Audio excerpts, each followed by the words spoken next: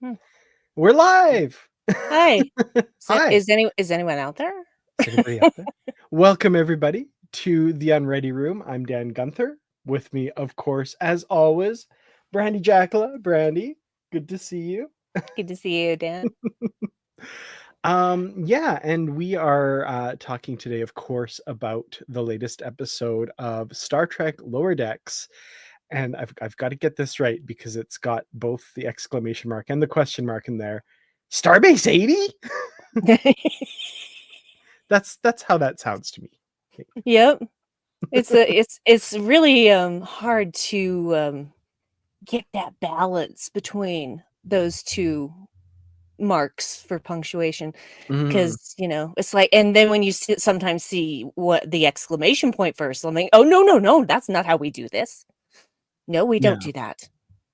Question mark, then exclamation point. Yep. Learn your Question grammar. mark, then exclamation mark. Yep. Yeah, get your grammar right. Absolutely. Well, Also, there's no E in lightning, guys.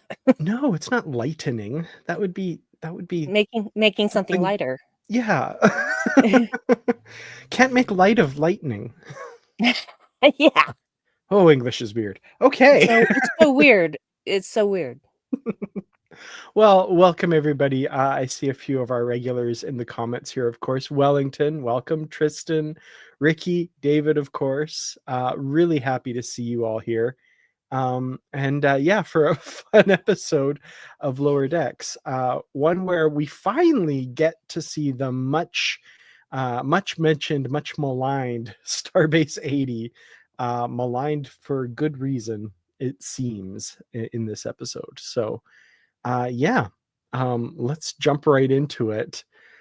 We've got, first of all, this situation aboard the Cerritos. There's an emergency in cetacean ops. Poor Matt and Kamolu are not having a good time of it, getting shocked by something which puts their navigation systems offline, which means they can't travel at warp, and there's only one starbase in range, and that is, of course, Starbase 80. There is another starbase that they could reach in about 4 centuries if they travel at impulse. Mariner opts for that plan over going to Starbase 80. I love that. Oh, yeah, let's do that. That Yeah, was she great. she clearly does not want to go back, and who can blame her? Absolutely. Uh, so yeah, this is the episode where we finally get to see Starbase 80. Um, can I just say that establishing shot of Starbase 80 as it kind of drifts into view and the like old style shuttle pod flies by? I'm like, okay, this is just the DS9 opening credits, right? Like, but done up like Starbase 80. That was great. Yeah. I do love the external shots where you see the rotation of the docks. You see the Cerritos slowly being rotated by just Pulled kicking and screaming along with it, maybe. by the people on board, certainly. Yeah, I also want to shout out the music for this episode. Yes. Like the horror movie stings when you first see Starbase 80, which of course really reminded me of the James Horner music in Star Trek 2 when they're walking around Regula 1 after Khan has been there. Hmm. That kind of same, I'm not sure how they do that with the stringed instruments, that kind of like shrill, sets your spine tingling kind of sound. But It's a really fast bow action on a violin, basically, is how they do that. mhm, It's just yeah, really fast. ugh. But It's horrifying. Yeah. yeah, and it set the mood, and I love that, like, throughout the episode until the turn towards the end of the episode, the music stays like that. Like, it's just horror creep show music the whole time. Yeah. No, that was clever for sure. So Mariner, of course, not happy to be back at Starbase 80 after having been banished there for a few moments anyway, before she resigned Starfleet. It was that Mhm. bad. Um, at the end of, I guess that was the end of season 3 going into season 4, right? And yeah, did not have a good time there. Um, I love so we've heard from Mike McMahon and the people behind the show that like they keep wanting to do Enterprise type Easter eggs and stuff, but it's a harder one to do because they're so separated by in time, in era. Yeah. And this was kind of like, okay, they can get their Enterprise stuff in this episode because they have to go through decon and put on the decon gel when they go to Starbase 80. Because they can't do transporter. No, the transporters are not cleared for organic material. How could they not be cleared for organic material? Oh, it's not good. It's just like, wow. Yeah. Now that's an interesting thought, by the way. That would be an interesting spin-off for sure. Okay. Now that Lower Decks is so established and stuff, I know this is a refrain that I keep saying year after year after year, but bring back short treks. And I would love a short trek set on Starbase 80, some little Mm-hmm. mini adventure or something. It'd be great. Ah, Agree completely. no. So we've got kind of the A and B plot here. We've got Mariner and her group going with I guess the commander of the station, this Elorian woman, Mm-hmm. who I absolutely loved her. Nicole Byer plays her. Cassia Knox is the character's name. I love this character. She's so chipper. She's so optimistic. I don't know. She was so much fun. She was a lot of fun, and everybody just, especially the Cerritos crew, is just like, why is she happy? I mean, you can just see it on their faces, even though they don't necessarily directly comment on it. But they're Mhm. just like, you're in the worst starbase in in the fleet, possibly the galaxy. Why are you happy? Yeah. But yeah, there's something infectious. Infectious. That's not wasn't intending that pun there. But there's something infectious about her mood and stuff though. Like Mhm. she's the kind of person that like in a workplace like that, you kind of need someone like that a little bit to kind of, Mhm. absorb those vibes off of rather than what I'm sure is the prevalent mood on that station. Right. Well, it's hard to say because there were certain situations that seemed like they were going to go horribly wrong, and it's like, "Oh, no. Oh, yeah, the arcade, the entrance is right there." Here's some free tokens. Yeah, just things like that. It's like, yeah, what were they? The Akamarians? Is that right? The Did I get that right? Akamarians, yeah. Yeah, I didn't actually write it down, but like, Yeah, from yeah. season 3 TNG episode The Vengeance Factor. They had Yes. the Gatherers were like the splinter group that I feel like most of the Akamarians on this station came from that group. They were kind of the more um, gang like Yeah, Akamarians, I guess. fair enough. Yeah. Yeah. Yeah. Interesting that like a diplomatic snafu ceded a bunch of the station to them, I guess. And they're just it's not a diplomatic priority to renegotiate that. So Yeah, it seems like nothing about Starbase 80 is a priority to Starfleet or the Federation, and that just kind of makes me wonder what is up with that? yeah. And I mean I understand like it's the premise of the episode and you kind of need it to get it going and stuff, but that was the one area that I just it it strained my disbelief a little bit that like Yeah.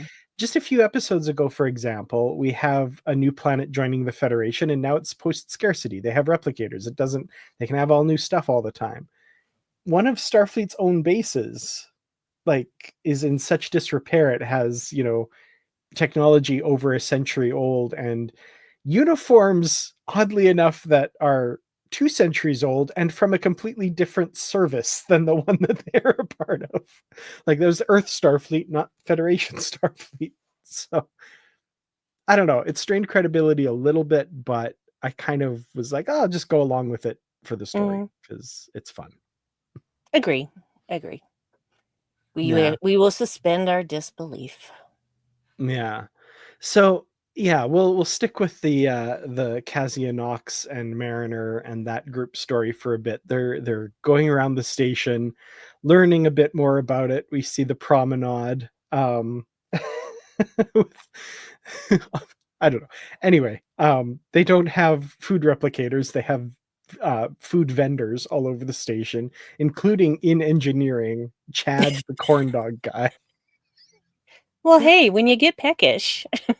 I mean, yeah. I mean, how many food trucks go and park outside office buildings, right? At lunch and Mhm. stuff. So Exactly. makes sense, I guess. Yep. Yeah, and then yeah, on the promenade they have the shop selling the old uniforms of dead crew members. Um okay, that shop, by the way, it is absolutely worth pausing for all of the deep cuts, and there are so many. The uniforms, of course, we have like original series motion picture Discovery TOS style uniforms, Strange New Worlds number one scant, Kirk and Spock's fedoras from A Piece of the Action. What else do we have? Ruck the android's outfit from What Are Little Girls Made Of?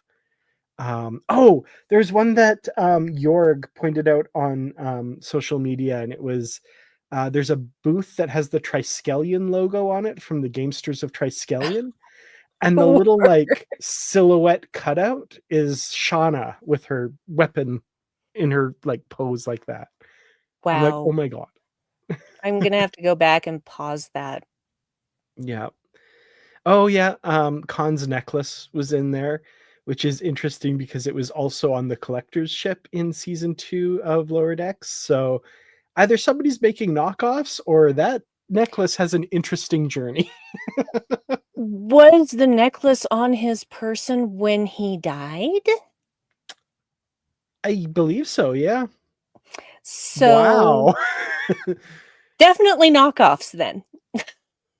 Possibly, unless like okay, hear me out. Khan's necklace, somehow the Reliant explodes, forms the matter that creates the Genesis planet. The Genesis planet explodes, and through all of that, somehow it survived. And somebody, oh, this is cool.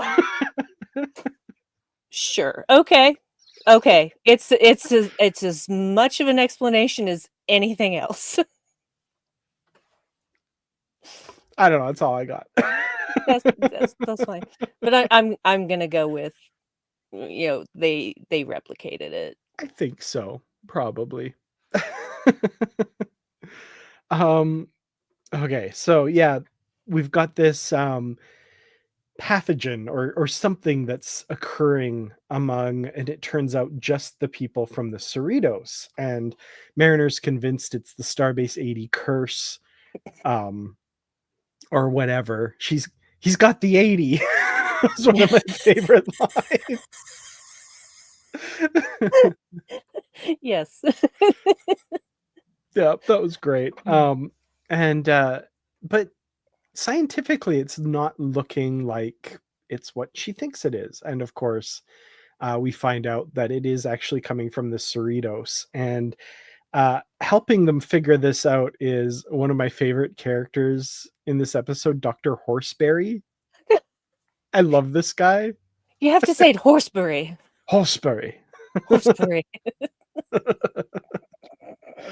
I love that he's got like the Tarchanin 3 parasite from the TNG episode Identity Crisis. Mhm.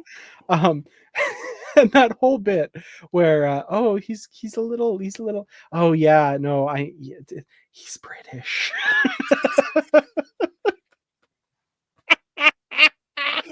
Oh, but Yes. yeah, he thought it was barely noticeable, but it's a little noticeable. It's a little noticeable.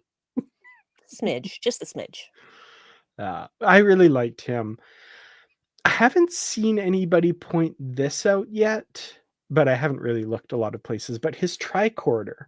Now, years and years ago, some company put out like a real world tricorder, and it had a bunch of functions like it could take temperature and I think atmospheric pressure, a bunch of stuff. and it looked like a Star Trek tricorder, but it was like that. It was flat, and it had, and I'm like, I'm sure that's what he's got. Like that's what his tricorder looks like, because I don't think we've seen that style of flat tricorder anywhere in Star Trek before. I I don't think would so love either. to know if anybody knows what the heck I'm talking about. I might even search for it, because it was like years ago. Like I want to say like 90s. Like it was Mm. quite a while ago. Um, I can't even find pictures of it. I swear this thing existed. I would want to ask Mike McMahon that, because like, yeah. Anyway, I don't know. We'll find out someday. Yeah, I'm not crazy. This thing existed. I remember it. I Um, believe you. hmm. Anyway, so that's I think that's what that's from. We also have the engineering section where the grav plating is working just fine, according to Rutherford. It's just inverted. I thought of like the Enterprise's sweet spot in Yes, me Star Trek too. Enterprise. That's what I Travis thought. Mayweather hiding up there. Yeah. So my initial thought for this part of the story, just like, and I think this thought lasted about a minute or so before I was like, oh, okay, that's definitely not what's going on here. I thought maybe there was some sort of weird time thing happening Mm. where like Starbase 80 was out of step with the rest of the Federation due to, because like my thing was when Rutherford contacted Billups and we heard "Rah" on the other end. I thought, oh, maybe it's like time's dilated or slowed down or some Mm. like something weird's happening there. But that was proven wrong very quickly. And also, I was like, how would that work? Like somebody would notice that at some point. But yeah, I seriously thought this was going in a different direction for a couple minutes there. Yeah, for me, I was just like, wait, they've already done the zombie thing in like episode 1 of the freaking Hmm. series. So what is that? I wasn't 100% sure where they were going with that, but I knew it wasn't going to be zombies, at least not in the way that, we saw zombies in the Hmm. series before. Yeah. If nothing else, like they had the glowing eyes, so it was already different. But I was like, Yeah. oh, maybe like this thing is laid dormant in Cerritos since episode 1, and like that would be kind of a fun little. But it's different enough that I was like, okay, I discounted that pretty quickly. But Yeah. no.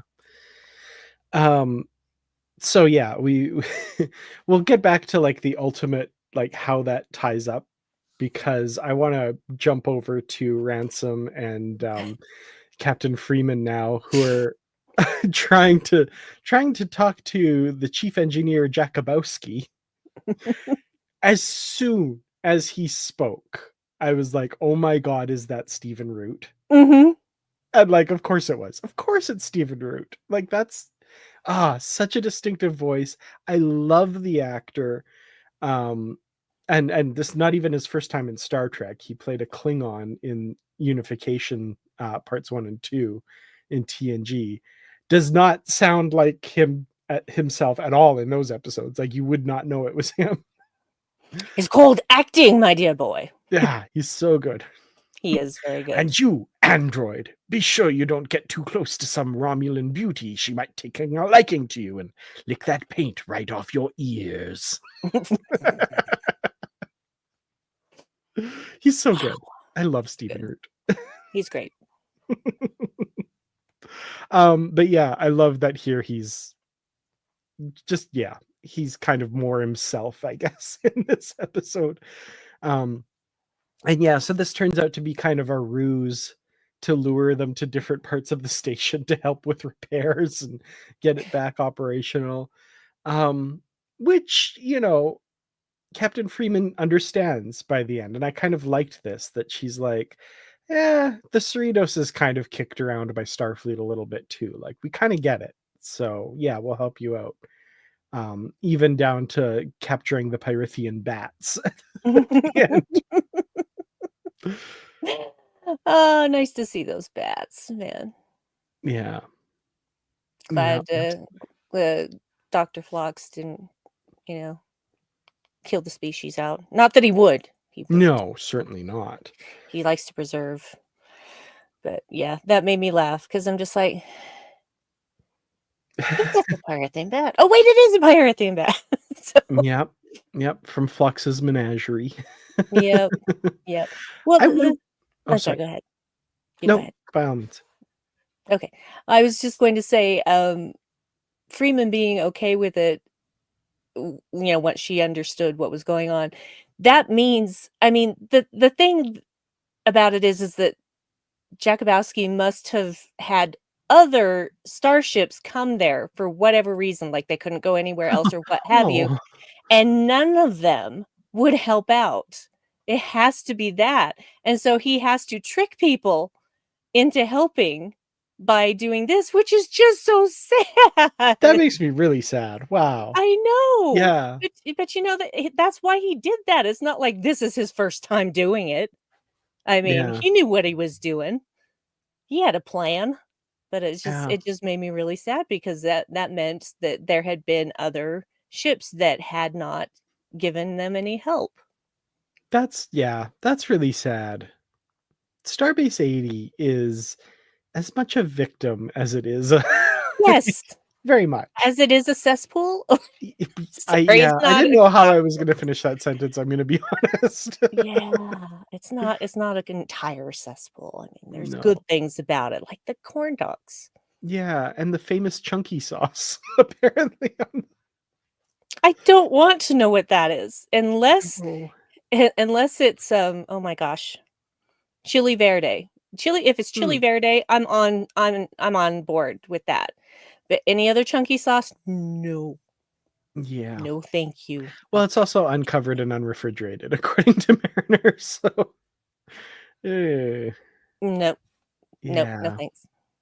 yeah.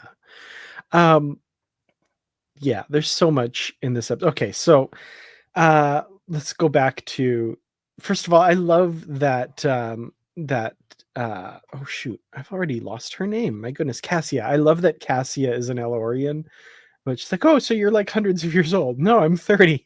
"A 30-year-old Elorian's just a regular person." She just pays attention. I love that. But yeah, so this turns out, like we said, to be have been brought by the Cerritos, and it's actually an anaphasic life form that is infecting people. Um, so at first, before they said anaphasic, and they had I think it was incitation ops when they had like the tendrils come out of their face and go towards them, I was like, oh, is this that like disembodied consciousness thing from the TNG season 1 episode Lonely Among Us? Mm, I was like, oh, but it's green. Oh, I know what else is green, but and then they said anaphasic, and I was like, oh, okay, it's the sex ghost species. Cool, mhm. cool. Yep, didn't Ooh. light that candle. Oh dear. Yeah, yeah, What it's that. I one thing I really loved about Cassia is the rumble with Mariner. Just like how she was just, and she still just had this kind of look on her face like, "I know what you're doing. I'm sorry about this. I'm not upset at you, but I'm gonna win this fight." Yeah. Oh, I yeah, I loved yeah, that's for that conversation where how are you so good at fighting? I'm an Elorian. I think I know how to fight. You're like 400 years old. You're like Guinan. No, I'm in my 30s, but I pay attention. I love that. Oh, she's such a great character. I wanna see Cassia again. Yeah, I would love to see her too, for sure. And hell, bring Jakubowski along. I like that guy. Absolutely. With his And yeah. Scotty vest, by the way, in Yeah. the last time we see him, he's wearing Scotty's vest. Mhm. That was great. Um, okay, so yeah, the anaphasic life form named Clem. My absolute favorite line. So his whole thing was he's like a young, just learning anaphasic life form, I guess, and his superiors wanted to see if he could communicate with organic life forms. That's how this all started, and it all got screwed up. He promises he's not going to inhabit anybody else, but I love the first of all, his voice, and this bit at the end was like, the amount of mind merges overwhelmed me. I took over too many hosts, spread myself too thin. And I said, oh, well, now we're communicating, so it's a win for everyone. I hope my bosses see it that way. They can be real dicks.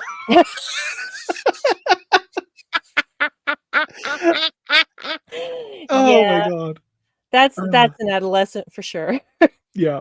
Well, I love that. Yeah, he's an anaphasic lower decker, basically. Mhm. He's like, yeah, Yes. I love that. Way to go, Clem. Yeah. Good old Clem. Just gonna hang out on the station in that box, I guess. Yeah, I love that all the people that he had infected were basically his fingers so that he could touch things. That's why they kept licking the walls. Fingertips and tongue tips. Ooh. Oh, poor Boimler when he like snaps out of it in the middle of a wall lick on a Mhm. particularly like nasty looking brown splot. Oh, I don't wanna know what it was. No, no, no. And then of course, Cassia referring to themselves as the scrappy underdogs, which is exactly how Mariner described the lower deckers of the Cerritos in the very first episode. So, Agree. just in Yep. case you didn't get the like The parallel. analogy there, yeah. Yeah, that was lovely. And her little arf arf. She's adorable. I love her. Such a happy ball of sunshine, that one. Yeah, absolutely. And then I guess the very end, the captain and Ransom are still trying to corral the Perithian bats because, I mean, to do a good thing, but also they don't need the repair stuff anymore. Um, but she's gonna take on this huge. Apparently, they can get quite large. I hope somebody's updated the Memory Alpha article on Pyrithian bats. But Mhm. yeah, dustpan and broom and a little tiny trap. Go for it. Yeah. And yeah, that's how it ends. So, anything we haven't mentioned for this Um, episode? I love the beginning of the episode where they were on Oh, this the water presumed planet. yeah, and Piscus they're 4 or something? Piscus 4 or something like that, 7, whatever, and, during this, emergency with the navigation failing and now them needing to get another one, they're a all in various, uh, states of undress on the bridge and throughout the ship. Boimler's just there, totally just, like, top half naked, bottom half still wetsuit, just Yeah. it was just so funny seeing all of these people and just they were literally just getting back, just getting out of their wet clothes, and now this has happened, and everybody just snaps to and gets right at their stations. Yeah. I thought of a couple things with that. The first thing that came to mind was in Generations when they come from the holodeck and they all just walk on in their like British Royal Navy uniforms or whatever uniforms they were. I'm not an expert. Um, onto the bridge, with the big hats and stuff. But then a little bit more directly, I guess, the beginning of Star Trek Into Darkness, where they actually are in wetsuits because they swam back to the Enterprise, which is underwater on this planet. So yeah, that first whole scene on the bridge, they're in wetsuits. I can't recall how much dripping they did on the floor in there, but A in lot. this one, the carpet is soaked. It's not Yep. good. Yeah, well, they can just I don't know. There's cleaners for that, right? Just suck it Yeah. out or maybe just use a transporter. Just Yeah, makes let's sense. just walk onto this water and beam it into, cetacean ops. Yeah, there we go. Yeah, perfect. Um, this is a good point, Tristan. We haven't talked about Boimler's evolving facial stuff.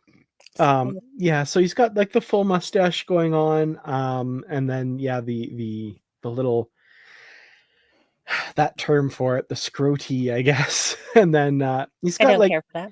8 or so hairs on each side coming Mhm. in. So it's filling in. I'm really enjoying this visual journey of Boimler's facial hair this season. Maybe by the end of the season, he'll have the full mustache and beard. Yeah, I'm looking forward. I love each episode it evolves. That makes me happy. It's awesome. Yeah, there are so many references in this episode. Parthas, of course, is the Akamarian food that Yuta makes for Riker in the Vengeance Factor. Yeah, the shops, I couldn't believe the Triskelion thing. That was insane. I love it. Yep. You can always rely on Lower Decks for having good Easter eggs. Mm-hmm. Absolutely. Anything else we haven't mentioned, I guess? Well, for some reason, and this is totally a personal thing, there's when Freeman and Ransom were climbing up all of those stairs, that Mm, actually reminded me of Final Fantasy VII, the hmm. original. Because there's this place called the Shinra Building that you have to go, and you can either go in guns blazing. Not everybody has guns, actually. Or you can go in the back way and climb and climb and climb and climb. It takes minutes to climb all of these stairs in video game form. And I'm just like, I feel you. I feel you guys. That's And then great. actually in the Final Fantasy VII remake, same thing happens, except the stairs are actually more in that square formation, like they were doing in Lower Decks. I'm like, it works on both levels. Patrick also mentions the ditch. Mariner fell in a ditch last time she's here. How do you fall in a ditch on a space station? Anything's possible in hell. Mm-hmm. Yep. Yeah. And we didn't really talk about Chad, the corn dog guy, that much, Oh, but like Chad was the savior. true hero, true True hero. He hero. lives to dog another day. Which I think it's more British slang than anywhere else, but like that means something else. Yeah, yeah, it does. But I took it for what it meant, which is Chad is really into his corn dogs, man. Absolutely. Absolutely. Um Coupon Jim says get your corn dogs drizzled with chunky sauce. 50% off. Wow.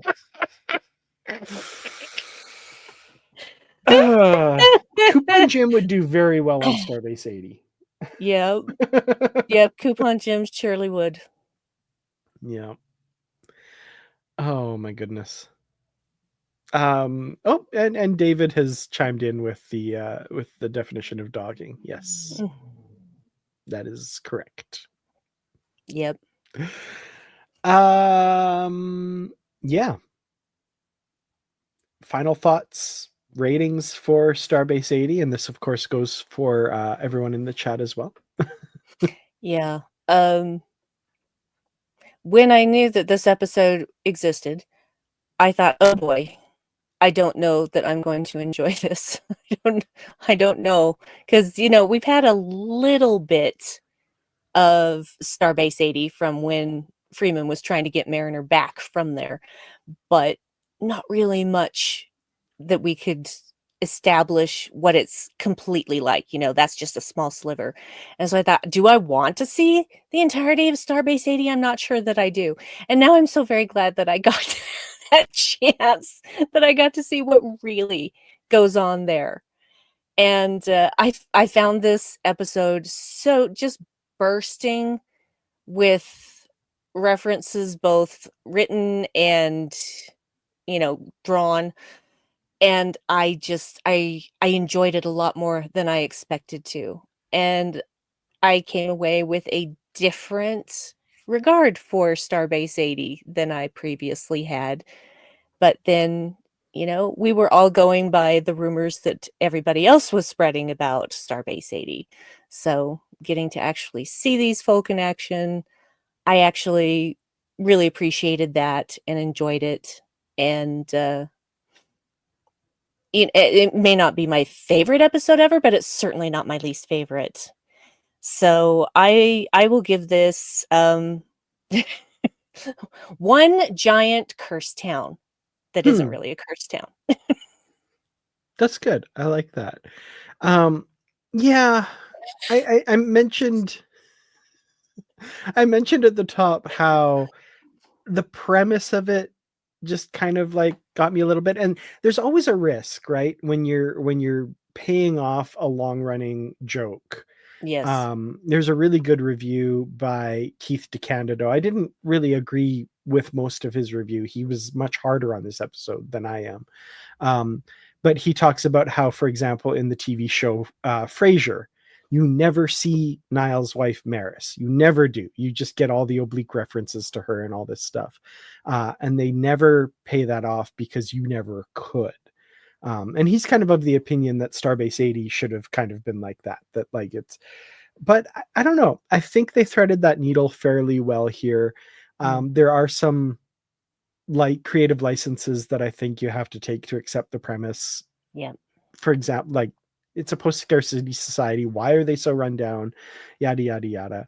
But I like the message of the show and kind of equating them with the Cerritos Lower Deckers, that this is a place for second chances and all of that. I enjoyed that. I thought that was really good. So putting all those initial qualms aside, I ended up really liking the show. I love the references, of course. I'm here for all of the little Easter eggs and stuff. Those are fun. And yeah, the fact that the problem was caused by an anaphasic lower decker just trying to please his superiors as well. Like, that's pretty great. So I'm going to give it one solution that is really complicated doctor stuff, and that's bonking the whale on the head so he pukes up the anaphasic life form. So I don't like vomit, but in animated form I can handle it. Yeah. Bonk just needs a good old-fashioned bonking. I really liked him. He's great. He was great. Yeah. Agree. So we have Coupon Jim telling us, be mindful of our competitors' hidden fees. They will betray you. Beautiful. Chef's kiss every time. Absolutely.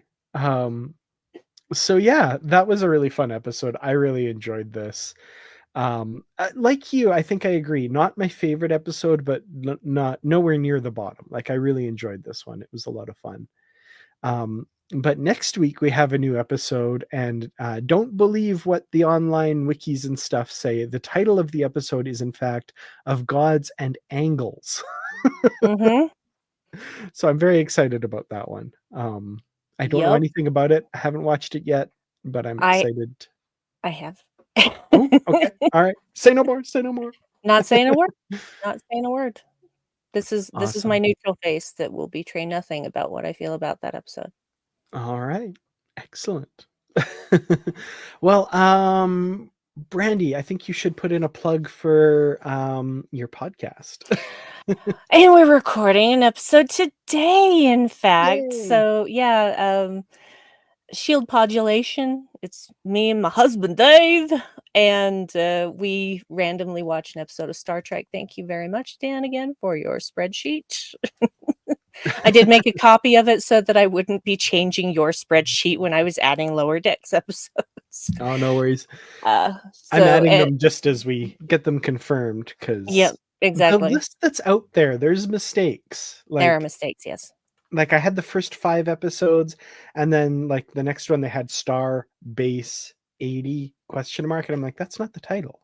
So I wait until they're confirmed. But yeah, I've been adding them too. Sorry. Always excited to do that.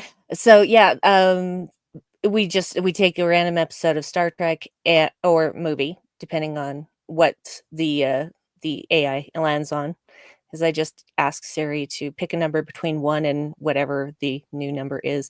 939 now, I think. Something like that. 38, 938, 938. And whatever we get is whatever we get. And we watch that episode and or movie and talk about it. And we don't edit the podcast. So everything that you hear, including if I accidentally cough or sneeze, it's going to be in there. So it's just two people talking.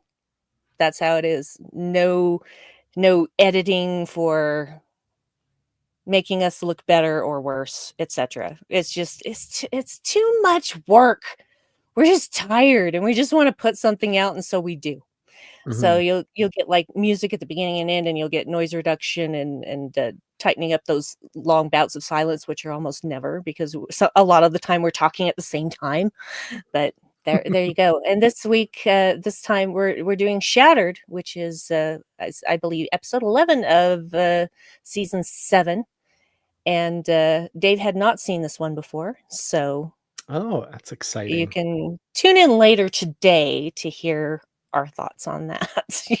We'll have it out by afternoon, Very cool. early evening at the latest. Wellington, I told you not to believe those people. Yes, they lie. They obviously have someone who is dyslexic writing that, It's because angles. it's angles. The reason why it's angles will become very, very clear in the opening frames. Oh, okay. Excellent. Yeah, Barry DeFord and I and Brandi occasionally as well. We still do Positively Trek. It's on a bit of a hiatus right now. I've been pretty sick the last few weeks, but I'm finally healthy again and editing. So there's an episode coming soon. I'm not going to say exactly when, but soon, I promise. It will be well worth the wait. And then in the new year is kind of when we intend to go back to a very regular schedule. But just some special episodes between now and then. I also have plans. There was a new Star Trek novel released on November 5th, which was by far the best thing that happened that day. A new novel by Una McCormack, Star Trek Strange New Worlds Asylum. We plan on covering that on Positively Trek as well. So there are little things coming over the next little while. So if you're subscribed to the podcast, stay subscribed. Even though that podcast feed has been very empty, there is more coming. And then in the new year, we'll be ramping back up again, is the plan. So, yeah. Excellent. Yeah. And subscribe here if you haven't already. Every week, new episodes that come out, we will be doing a Unready room. And then, of course, January 24th, whatever the Saturday after that is, I think the 24th is a Friday. So, or is that, I can't remember. But anyway, the Saturday after that, you better believe we'll be doing an Unready room for Section 31 for sure. So, Hell yeah. yeah, and absolutely. it might be a bit longer than our typical Unready room. I would think so. Yes, I think so. I think so. No. Awesome. Well, thank you all so much for joining us this week. We will see you next week for Of Gods and Angles. And until next time, as always, live long and prosper, sarcastic and otherwise, and live logs and proper, and all of that stuff. And be careful about the chunk.